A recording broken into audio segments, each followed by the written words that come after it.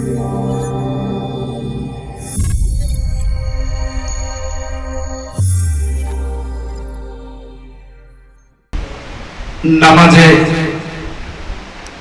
পা কতটুকু পাক করে দাঁড়াতে হবে এই বিষয়ে বক্তব্য নিয়ে আসছেন মহতারাম আলোচক মাওলানা জৈনুল আবেদিন কাদেরী।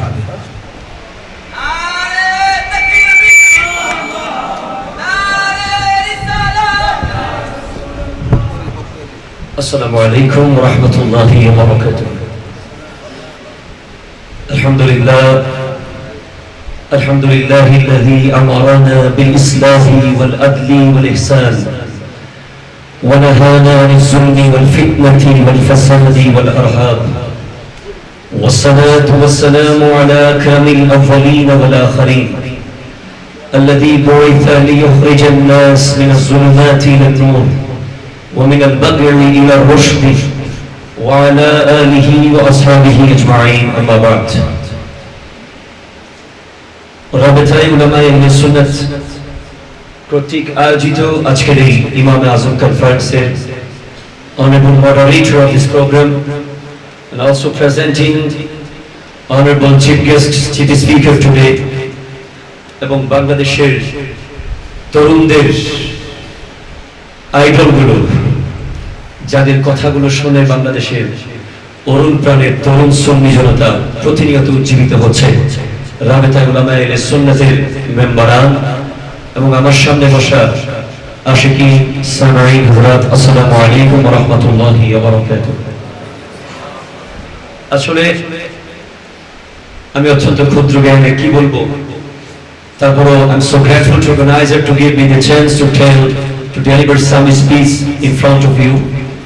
আপনাদের সামনে কিছু বলার মতো এই সুযোগ আমাকে দেওয়ায় আমি সর্বোচ্চ কৃতজ্ঞতা প্রকাশ করছি। এক সময় এই ধরনের কথাগুলো, এই প্রশ্নগুলোর সম্মুখীন আমরা কখনো হইনি, কিন্তু ইদানিং আমি দেখছি তারা মসজিদ থেকে মানুষকে বের করে দেওয়ার নতুন প্ল্যান করছে। কথা বলেন ঠিক না? বলতে পারেন কিভাবে? একটা মসজিদে যেখানে এক সময় 150 মানুষ নিয়মিত আটত, কিংবা এখন যখন 200-250 মানুষের যে মসজিদে ইন্তজাম হয় সেখানে 50 জনে মসজিদ ফিল আপ। যদি প্রশ্ন করেন কি ব্যাপার, বলে হুজুর এক একজন মুসল্লি 3 জনের জায়গা নিয়েছে। কথা বলেন কয় জনের? 3 জনের। কিভাবে? তারা তাদের 2 পাকে দক্ষিণে 1.5 হাত, উত্তরে 1.5 হাত মিনিমাম যতটুকু যায়, জিন্সের প্যান্ট পরলে তো অসুবিধা আরো বেশি। এই অবস্থা শুরু করে দিয়েছে কেন? তারা নাকি পায়ের সাথে পা লাগাবে যাতে শয়তান পালিয়ে না যায়। নাউজুবিল্লাহ জোরে বলেন। আচ্ছা আপনারাই বলেন, এখানে অত্যন্ত বিজ্ঞ উলামায়ে কেরাম আছে, এই ব্যাপারে সহিহ বুখারীর হাদিস আছে, আবু দাউদ শরীফের হাদিস আছে। আমি একটি হাদিস আপনাদের সামনে তিলাওয়াত করছি, এটি হচ্ছে আবু দাউদ শরীফের 667 নম্বর হাদিস।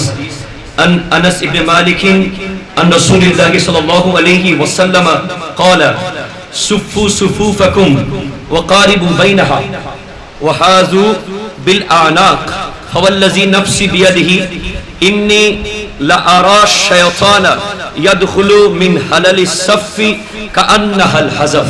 সুবহানাল্লাহ, জোরে বলুন। অর্থাৎ আমার নবী বলেছেন, হযরত আনাস ইবনে মালিক রাদিয়াল্লাহু তাআলা থেকে বর্ণিত, তোমরা কাতারগুলোকে সোজা করো। কিভাবে? কাঁধে কাঁধ মিলিয়ে, পায়ে পা মিলিয়ে। মনে রাখবেন, first of all you have to give your attention পায়ে পা, আগে না, কাঁধে কাঁধ আগে, কাঁধে কাঁধ আগে, কাঁধে কাঁধ মিলাও, পায়ে পা মিলাও। কেন?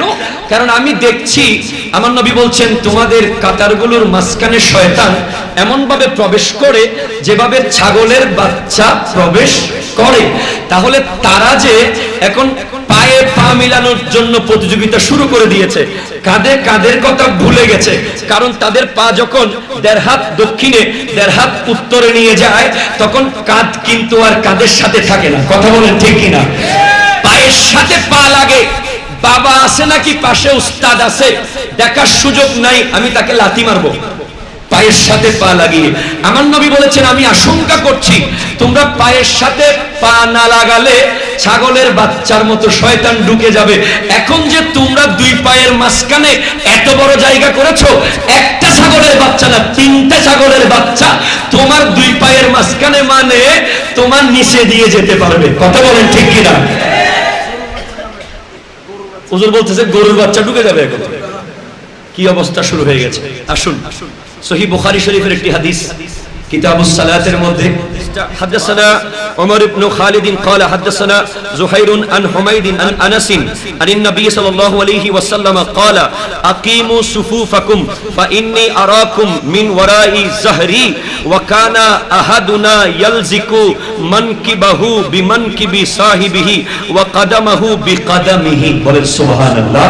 আমার নবী বলেন তোমরা কাতার সোজা করো। হযরত আনাস ইবনে মালিক রাদিয়াল্লাহু তাআলা আনহু হাদিস, কাঁধে কাঁধ মিলিয়ে। তো দেখা গেল একজন সাহাবা সেখানে তারা দেখতে পেল প্রত্যেকে সাহাবায়ে কেরামরা প্রত্যেকে কাঁধে কাঁধ মিলাচ্ছে, পায়ে পা মিলাচ্ছে। সুতরাং বোঝা যায় আমরা প্রথমে খেয়াল করব আমরা কাঁধে কাঁধ মিলাবো, পায়ে পা পরে, এটাই হচ্ছে সুন্নাত। এখন আপনি যদি কাঁধে কাঁধ ঠিক রাখেন পায়ের সাথে পাও মিলবে, কাঁধের সাথে কাঁধও মিলবে। কিন্তু আপনি যদি শুধু পা মিলাতে চান কাঁধে কাঁধ কখনো মিলবে না, বরং মসজিদ থেকে মুসল্লি বের হয়ে যেতে বাধ্য হবে। 150 জনের জায়গায় 50 জন আসবে। আর আহলে হাদিসদের একটা কিতাব আছে ফতোয়া আহলে হাদিস, উলামায়ে আহলে হাদিস, এই কিতাবের 3য় খণ্ডের 21 নম্বর পৃষ্ঠার মধ্যে আছে তাদের ফতোয়া। তাদের উলামায়ে কেরামরা বলছেন যে বর্তমান যুগে একদল আমরা দেখতে পাচ্ছি এত লম্বা করে পাকে ফাঁক করছে যে এটা মসজিদের আদব নয়, নামাজের আদব নয়। তারা যেন 4 আঙ্গুল ফাঁক রেখে নামাজ পড়ে যাতে আদবের সাথে নামাজটা আদায় হয় এবং অন্য মুসল্লির কষ্ট না হয়, হাদিসের অনুসরণ হয়। ওয়া মা আলাইনাল বালাগ। আসসালামু আলাইকুম ওয়া রাহমাতুল্লাহি ওয়া বারাকাতুহু।